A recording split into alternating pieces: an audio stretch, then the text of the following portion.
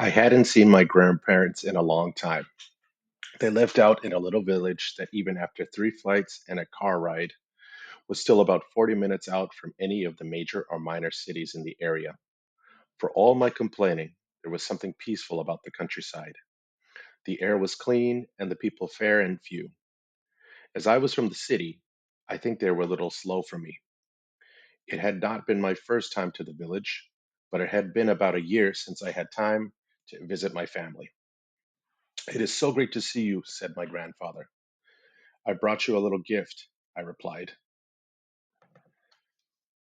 I handed him a packet of money I had been saving from the year before. The old man eyed the packet and gave a slight sigh. "We don't need your money. Go ask your grandmother what she thinks." My grandmother was inside the cement house. She had a little stove in the back and was cooking up chilies. The whole house smelled of burnt spice, and I coughed as soon as I entered into the main area. I immediately opened up the window to air out the space. She smiled and greeted me with a hug. "It's so great to see you, son. How was your flight?" "I'm a bit tired, but I'm just happy to see you." I set my bag down on the table. I had not carried much with me, but the bag had cut into my skin from the walk. The table was made of cheap wood and was useful as a center point for my things. Next to the table was my bed, which had been placed in a corner. Above, a number of flies had made their way into the middle of the house. They would become a nuisance for my stay.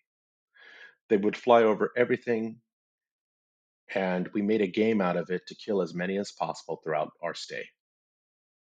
"Did you eat anything before you got here?" My grandmother smiled at me. "I didn't get a chance before I got here," I replied. "Well, go ahead and grab yourself a plate," she responded. My grandfather appeared at the door. He took a rag from his pocket and wiped off the sweat from his nearly bald head. He shuffled to the edge of the dining table. He sat down and grabbed a tortilla from the wrapped bundle. Next, he grabbed a glass and poured himself a little bit of Coke from the large bottle in the middle of the table. I went to grab a plate from my grandmother and sat on the opposite side of the table. There were chilies on my plate dripping with salsa, with steam coming off the beans that combined with the tortillas to make for a sweet and mild blend of texture and flavor. "It looks like it might rain later on," said my grandfather. "Hopefully it will water the crops," replied my grandmother. "Are you used to the rain, son?" my grandfather asked. "Where I'm from, it rains in the fall and spring," I responded. The clouds started to billow up from beyond the hills. They were dark gray, and coupled with the setting sun, set an ominous shade to the village background. The clouds farther north started to pulse white, and in a moment the crack of thunder struck the ground. Then the rains came and started to flood the ground with water. I went to check my phone and noticed that there was no signal. I knew that I was far out in the middle of nowhere, but it seems as though my service from the US was not reaching this far out. We watched the rain for a few hours as it started to get obscurely dark. The rain started to set up slowly, even though it was dry enough to walk outside. "Looks like a nice night for a fire, don't you think?" asked my grandfather. "I don't know if the ground is dry enough for that," I responded. "Don't worry about it, son. It'll dry up as we light the fire," chimed my grandmother. My grandfather hurried to the side of the house. There was a shed at the side with a collection of firewood that they had been preparing for company. The ground was sparse with a single bulb to light the area.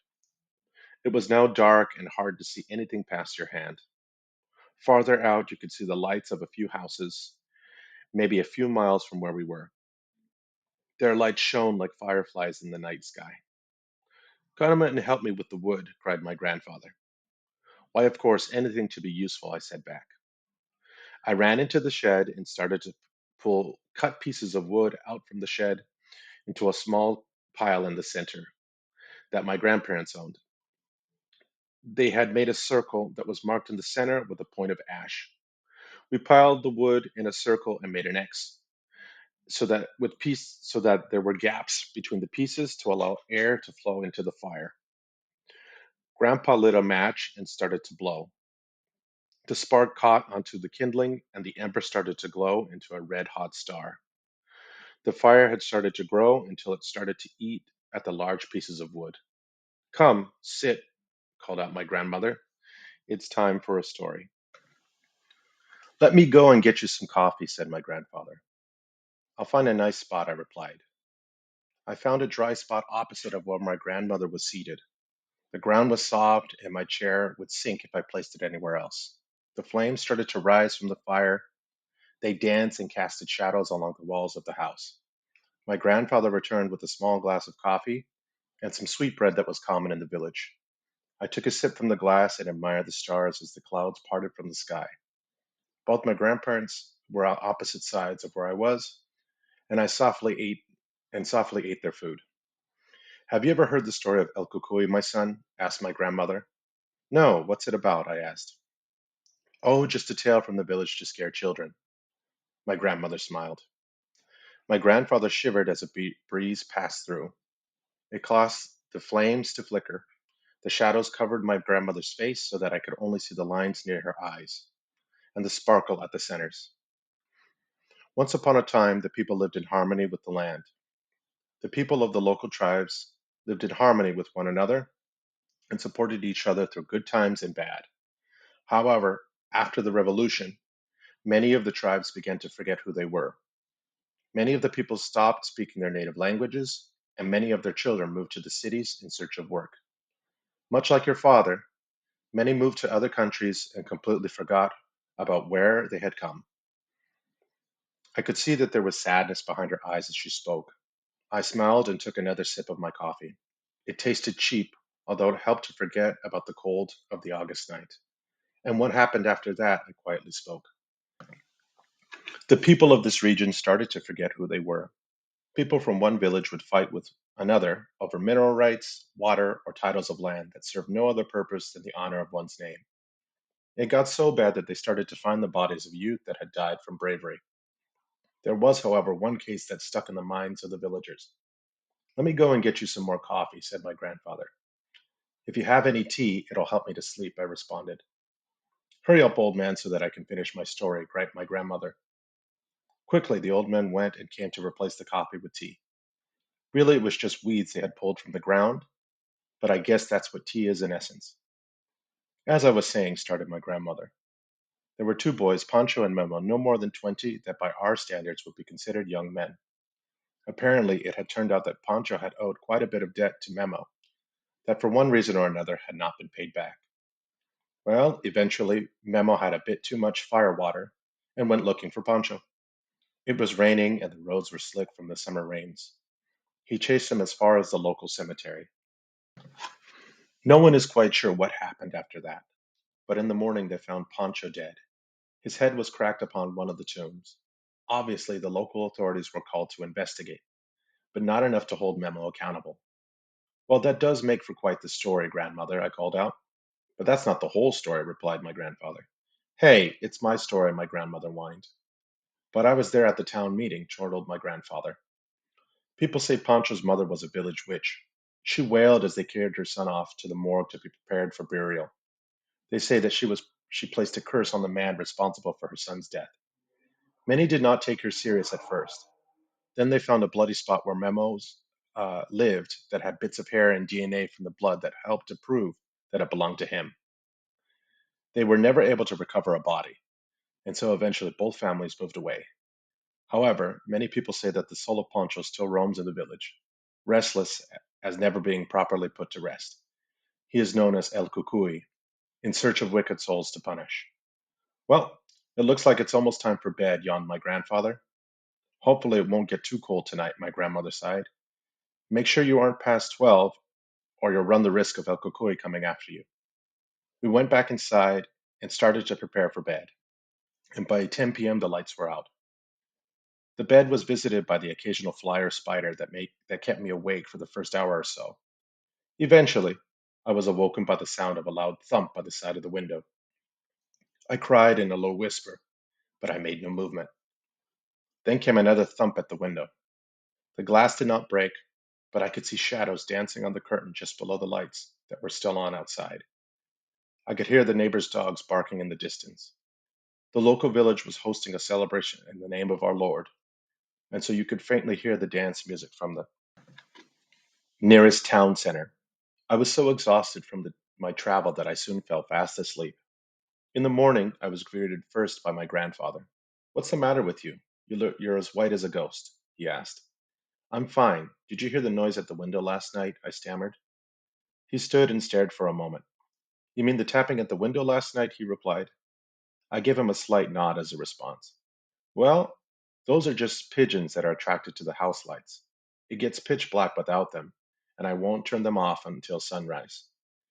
I gave a sigh of relief. It must have been close to 5 in the morning. The cold breeze came rolling through the door. I pulled the covers close to my body to try and trap some of the heat back into my cocoon. It was early light. My grandfather walked out and started to tend to the piglets that he had tied up some distance from the house. He had recently sold off the mother who had just gotten fat enough. The piglets were grown and were soon ready to eat scraps from the trough. We ate another light breakfast to start off the day. My grandmother was well known for her eggs and beans. The local grocer brought a stack of tortillas for cheap. You could tell that they were still fresh because steam was coming off. "What are we going to do today?" I asked. "We are going to head to the city center," my grandmother replied. In the village, most people did not have cars to get around. The best people could do were moto taxis, which were usually the youth on a motorbike who stayed during the summer to watch over their families. It might take anywhere from 30 minutes to an hour to find them before they would take you to the city center. Otherwise, it might take an hour to walk. Sometimes you would have to walk, and it was always the hardest in the rain, as the mud would stick to your shoes and you would sink into the ground. "What are you doing now?" I asked. "We need to go out and signal one of the taxis," Grandpa replied. He walked out into the August sun and started to walk until I could barely see his figure over the horizon. My grandmother waited inside and got herself dressed. I noticed that she started to shake a little. It had only been a few years since she was diagnosed with the palsy, although she looked relatively strong for her age. Both of them were really quite in good health for their age, most likely thanks to living the village lifestyle. "Do you see them?" called out my grandmother. "I think I can," I yelled back. A speck started to come into focus. It moved across the land, kicking up dust as it traveled on the road. It came into form, a steel box with wheels that looked from like a colored refrigerator rather than an actual vehicle. As I got closer, I could see two people, one driver and a passenger whose face I could not see. The motor taxi pulled all the way to the front of the house. "Tell your grandmother to hurry up," called out the faceless man. "Hold on, Grandma, the taxi is here," I yelled out. "I'm heading out now," she called out. She had taken the time to make herself look clean. Her hair was combed and pulled tight behind her head. She wore a floral dress made what looked like satin that made her look like a floral bouquet. She walked up to the door of the taxi, which was no more than a thick plastic flap. She squeezed herself in, and I wedged myself in the space that was left. The machine started to lean to one side from the weight. "Where are you headed off to?" asked the driver. "Take us to the church, please," responded the old man. "Move over a little, son, so I can fit," my grandmother whispered. The driver pulled on the throttle, and the motor taxi sped off onto the dirt road. We passed by a few old run-down houses as we passed onto the outskirts of the town. Many people had originally lived in the village, but since it was summer, they had gone to be with their families in the city. The road changed to asphalt as we got closer to the church. It had been built as a center point at the top of the hill during the 1600s and stood as the heart of the village. "You can let us out here. How much will it be?" said my grandfather. 60 pesos, replied the driver. My grandmother pulled out a secret pile of money that she had close to her chest. She counted the money and gave it to the driver. We stepped out at the entrance of the church. It was made of cement and had been painted white to project a symbol of purity. At the top sat a dome that was topped with the symbol of the sacrifice of Christ. I had not been much of a practicing Christian, but the importance and weight of this place could be felt. Inside, there were a number of plastic references to the suffering of the Lord and his disciples. At the front sat an altar with a highly detailed and decorated retelling of the suffering and resurrection of Christ, made of paint, wood, and lacquer.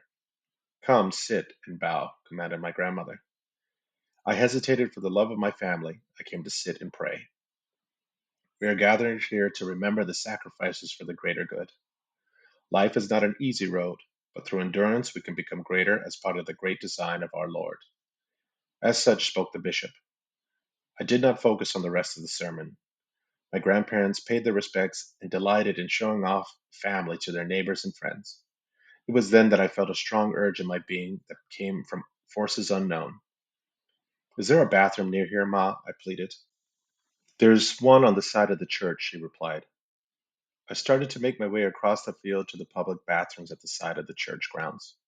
Usually there was an attendant at the front of the stalls, but today there was no one. I entered into the male restroom. I noticed immediately that the room was near pitch black. There was a mirror right above the unseated toilet. I flipped the white switch, and the grimy bathroom became apparent. It looked like it had been recently wiped down, although the rust and age of the room was apparent by the broken ceiling fan above. I sat down to do my business. I looked over to the side and noticed that a roll of toilet paper was still half there. Just my luck, I thought to myself. It was at that moment that I felt something grab at the back of my shirt. I felt a strong force pull me towards the mirror. I barely had time to pull my body towards the door. I burst from the door and had little time to pull up my pants. There was no way that anyone was going to believe me. I felt the back of my shirt and realized that the collar was torn. That sent a shiver through my spine, and I walked quickly back to the sermon. I need to talk to you, I said to my grandmother. The sermon's about to end, my grandmother responded. Can you hurry up? I need to talk to you now, I angrily whispered. The flower girls came out to celebrate the covenant of our Lord. They went through with baskets on their head, offering flowers to people in the church. A lot of people, older people, came around to offer their respects to my grandparents. My grandparents, in turn, were not short of showing their descendant to the neighbors. For many, it meant nothing, but it was a good sign to see that people still cared about others in the village. I gave a look to my grandmother and we started to walk into the courtyard. I took a quick glance towards the bathrooms and noticed the door was still slightly ajar. There was nothing but pitch black. A cold shiver ran down my spine as I turned back to my grandparents. Can you take a look at the back of my shirt? I begged. What's the matter, son? My grandmother responded. Do you believe in ghosts, Grandma? I said in a low whisper. Without a word, I showed her the back of my neck. What happened to your shirt? She asked in a worried tone. I think something tried to grab me while I was in the bathroom, I said, worried. That can't be. You must have gotten snagged on a wire, she smiled back. I know what I felt. There was something off about the whole interaction, but I pushed it to the bottom of my mind. We started to walk back into the waiting area to catch the moto taxi back home. There was a lovely domed platform at the center of the waiting area. On the side was a children's basketball court. Many adolescent children were playing basketball as we sat on the benches waiting for the driver to finish his meal. Many of the people in the village lived on their own time, and that meant they did things when they were ready, and we would go. Do you believe in ghosts? I asked my grandfather. What? He said, laughing. I mean, you soon will be one, right? I said, laughing. Only if I take you with me, you stupid brat, he said with a straight face. Seriously, though, I felt something try to grab me in the bathroom, I said quietly. I noticed that his face started to turn pale. He said nothing, and we sat quietly until I heard from the driver. Okay, where would you like to go? Asked the driver. Take us to the cemetery, ordered my grandfather. The driver was young and spent as much time on his phone as he did on the road. My grandmother said nothing, but I could tell that she was not in the best of moods by the look on her face. We stopped at the entrance of the cemetery. The tombs came in a variety from simple plots to elaborate monuments. We were at the very top of the village. You could see the countryside, and it was really quite peaceful. As we started to walk through the tombs, my grandmother pulled something from her bag. It was a candle to light the way for the dead. We stopped at one tomb. The name read Jose Matamoros. My grandmother opened up the glass case. Inside was a dead bouquet and what was left of a previous candle in the corner.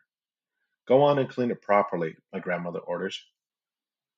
Did you remember to bring the lighter? Questioned my grandfather.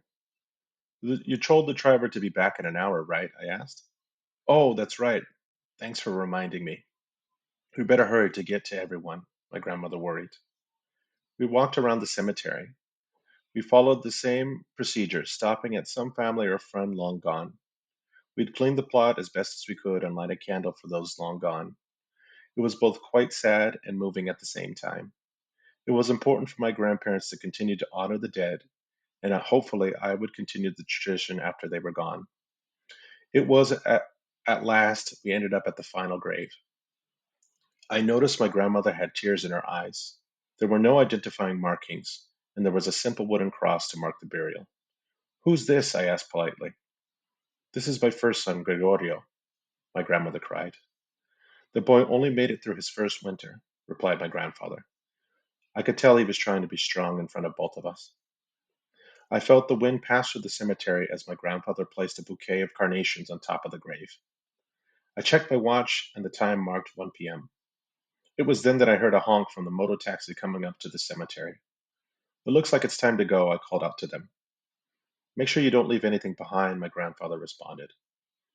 It seems like just yesterday we were here and gone, my grandmother cried. A different driver had come for us.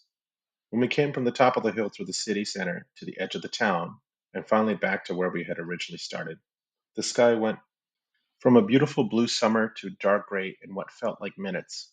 It was a good thing we made it to the house when we did, or the roads would have been too thick with mud from the rain. How much will it be, driver? My grandmother asked. Let me go wrangle the piglets, called out my grandfather. 50 pesos, please. It looks like it's going to be a bad night, the driver responded. I went with my grandmother back into the house.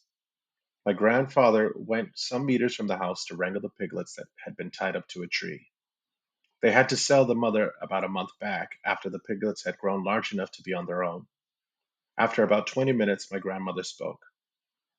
Let me go help him out, said my grandmother. All right, just shout if you need anything, I replied. The rain was starting to pour from a distance. The village was used to flash floods that in the olden days would help crops grow.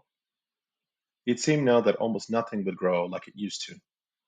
I was reading a book in the corner, killing flies in my little spot, when I noticed something. My grandmother had set a candle for her firstborn that she had lost. The light started to flicker, and in an instant it was snuffed out. It was only weird to me because there was no wind coming from outside. At that moment, I heard a sharp squeal from outside, and then the door swung open. We finally got them in, my grandmother said.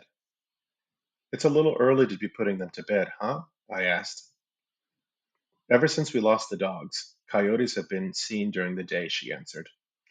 Finally, I got the little runts in their little corral, laughed the old man.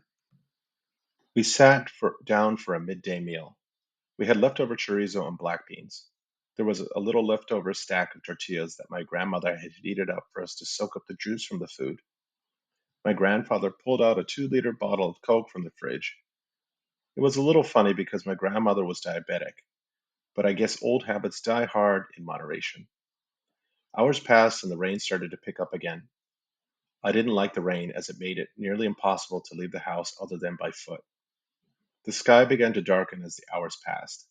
The rain turned into a storm, and the power went out due to the recent winds. The sun was starting to set. This time the darkness seemed to swallow the surrounding neighbors and village. It looks like it might rain heavy tonight, said my grandfather. Did you blow out my candle? My grandmother asked. I don't know. Maybe it was just the wind, he responded. Now I need to go and get a lighter, she replied. My grandfather went outside for a moment to check on the piglets, and my grandmother was off in her room looking for a lighter. The room was near pitch black except for the light that came from the window and the moon. I was lying on the bed pretending to sleep when I saw it. Two eyes stared back at me. They were bloodshot red and full of hatred. At first, I had to rub my own eyes to make sure I wasn't dreaming. I made no sound to alert my presence. It was then that my grandmother walked out of her room. Look what I found, she said, laughing. Did you see that? I stammered. There was no way she would believe me. See what? She said, unnoticing. I think there might be an animal in the house, I said quickly. Well, if there is, the cats will get to it before you do, she laughed. I watched as she got closer to the candle. She took out a long lighter and started to press the button to create a flame. She struggled for a moment, cursing softly under her breath. Finally, a yellow flame emerged from the tip of the device. Everything was normal until I started to watch the flame inside the glass. Blood red came from the paper around St. Judas. Grandma, who found Pancho's body? I asked. What do you mean? She replied. I mean, who found him after he died? Well, I did, of course. She did not look at me. It was at that moment that I heard a sharp squeal come from outside. It was not strange at first, since my grandfather was still out, but the sound continued on for more than a minute, and I began to fear something was wrong. I jumped out of bed and made my way to the door. I opened it. Outside, the rain was pouring down hard, and in the distance you could see a flash of light, and then later the crack from thunder. I went over to the covered corral, but found no sign of my grandfather. I was terrified by what I did find: bits and parts of what was left of those poor little piglets. Blood was splattered and mixed with dirt that created a sludge that I would not have recognized if I had not seen the hoofs of the piglets left all over. The gate had been torn off its hinges and lay twisted and warped on one side of the pen. It was then that I heard a cry from the house. Grandma, I called out. I got no reply and hurried back inside. The first thing I did notice was my grandmother on the floor. There was a small pool of blood around her head, and she was twitching slightly. I looked up from her body to see a figure. Its body was turned to the side, facing its victim on the floor. Its skin was pale gray, like death that hung loosely from its skeletal frame, its hair wiry and matted in places. The creature was shorter than I expected, only coming to about my shoulders. However, when this thing turned, fear started to grip me. Its eyes were bloodshot red, and its teeth a sickly yellow like smokers. Pancho, I cried. The creature did not give me time to react. It bolted towards me and gave out a sickening howl. I twisted my body unnaturally, and adrenaline started to flood my system. I ran as fast as my legs would carry me. The land was slick with rain, and it was nearly impossible to see anything. There were a few lights in the distance about a mile away. My feet started to sink as the mud pulled at me once I got to the main road. I dared not look back, but I could hear the low growl of a beast following me.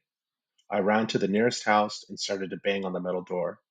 The neighbor's dog started to bark as I made a racket. Who's there? Someone shouted. Help! Please help! I cried out. What do you want? They shouted back. I think there's a rabid dog. Help! I don't want to get bitten.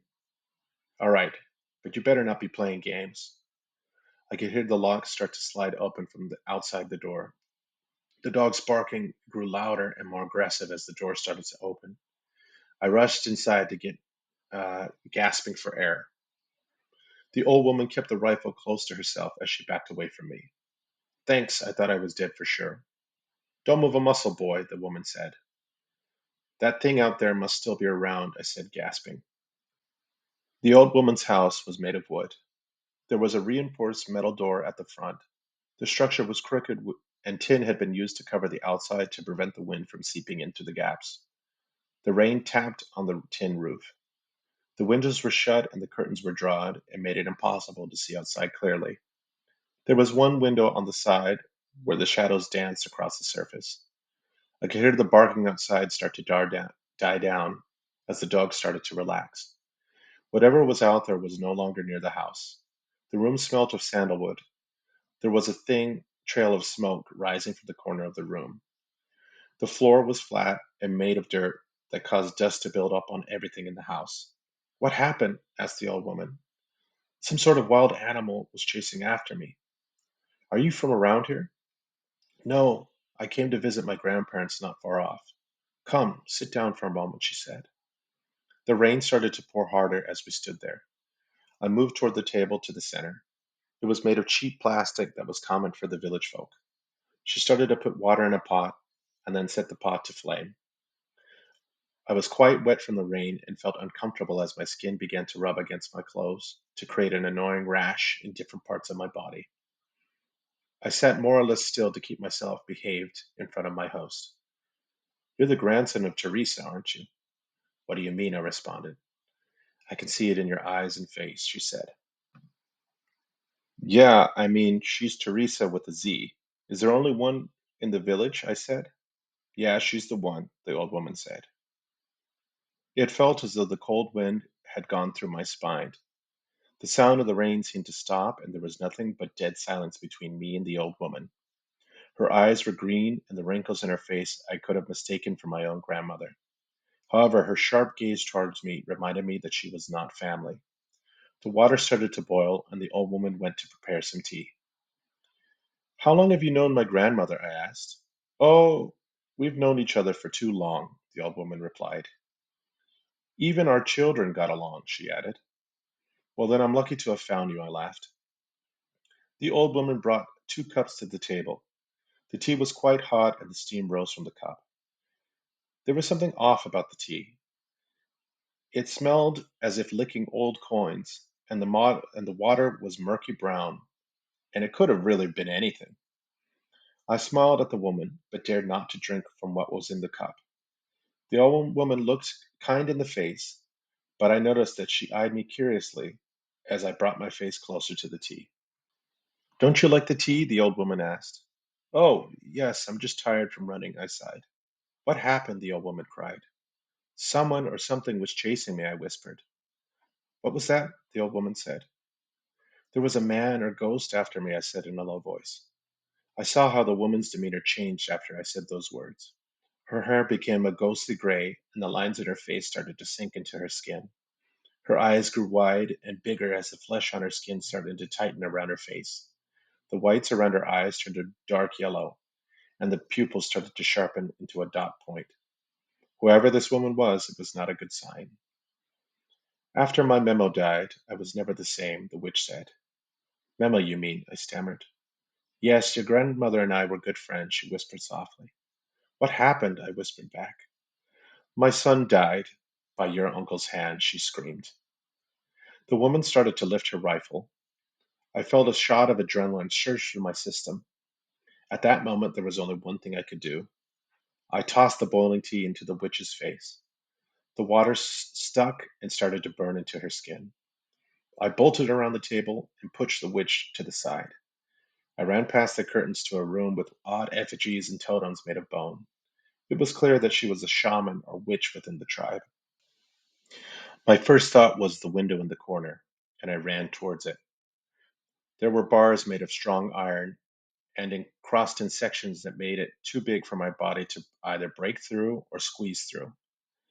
As I got closer, I realized in the corner was a staircase, and I scrambled up the stairs. My heart was pounding as I got closer to a door at the top. It was locked. I slammed my body against the door, and it would not budge. I know you're out there, boy. Your family has blood to pay, the witch shrieked. I just want out, I cried. Come and I'll take care of you, she said. I slowly inched my head towards the edge of the stairs. My head jerked instinctually as a bullet ripped through the wood that made the frame of the house. I pulled my head back and started to sweat. I continued to pull at the door. The lock was rusted and the door was sealed tight.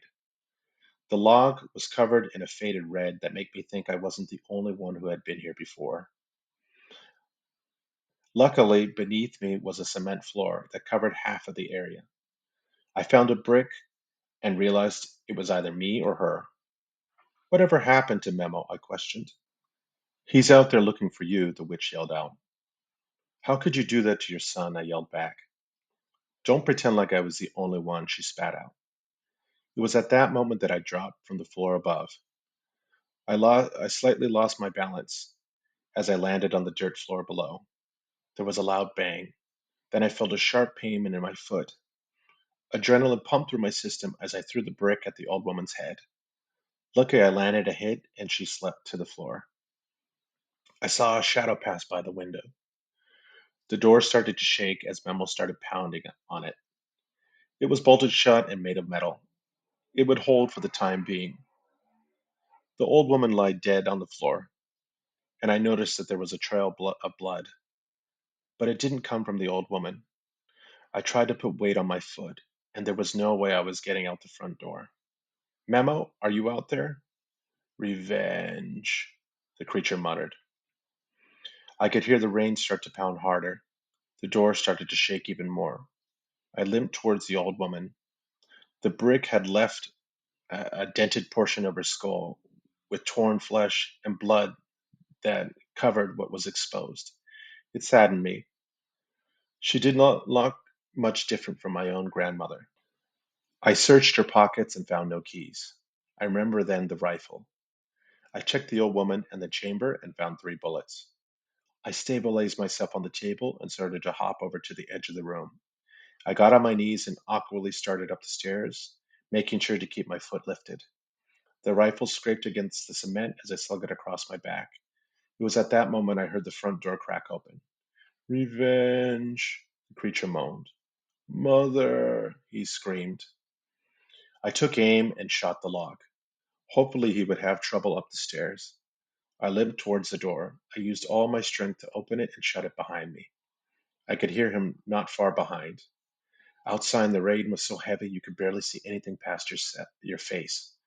The village was nearly pitch black except for a few lamp posts that stood outside near the dirt road. I thought to myself, this is surely where I'm going to die. The second floor couldn't have been more than 8 feet off the ground, which was not too high up. I only had time to limp towards the edge of the roof before I heard the sound of the metal door slam open. Pancho, Memo cried out. I'm Pablo, I shouted all the same. You killed my mother, he cried back. It was either me or her, I said. Revenge, the creature moaned. I turned around to face Memo. Whatever he was no longer human.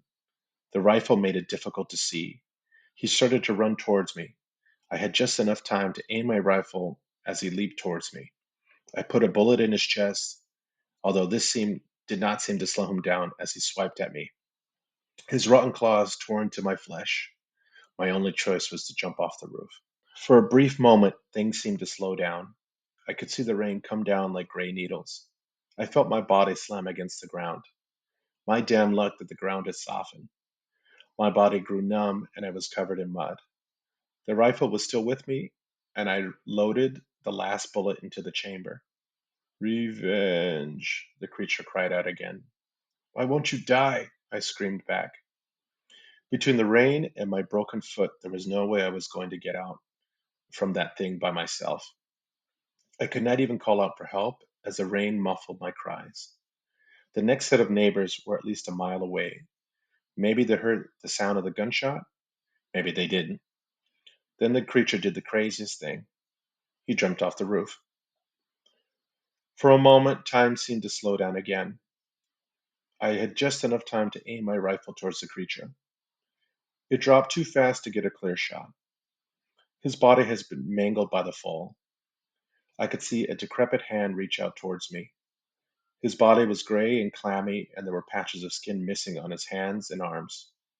I screamed at the top of my lungs, not out of fear, but of anger. The cycle continues, he moaned. I did nothing to you, I screamed. He inched closer, reaching out to grab my leg. He bit into my good foot, and his teeth partially sank into the flesh, protected only by a thin layer of leather covering my foot. I howled bloody murder as I could feel the blood starting to ooze out of the wound. He started to move up my body. His stench was so putrid, smelling of rotten death. How could either of these women have done this to their children? Revenge, Memo snarled. This is for my uncle, I said. I aimed the gun at Memo's head. It was an awkward shot because he was so close. His head exploded into a number of chunks and pieces of various sizes and shapes.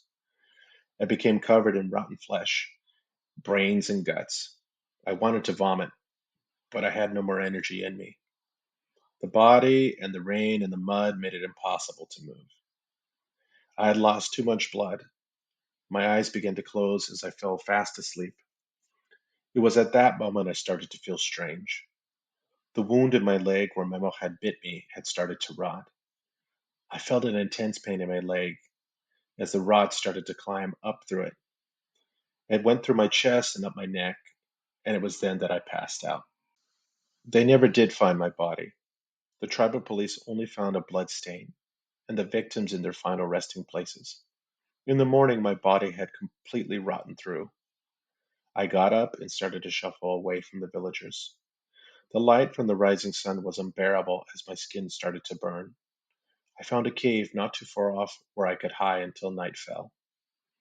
Now the people in the village have a new story to tell. They speak of Pablo the Wanderer or Pablo the Lost.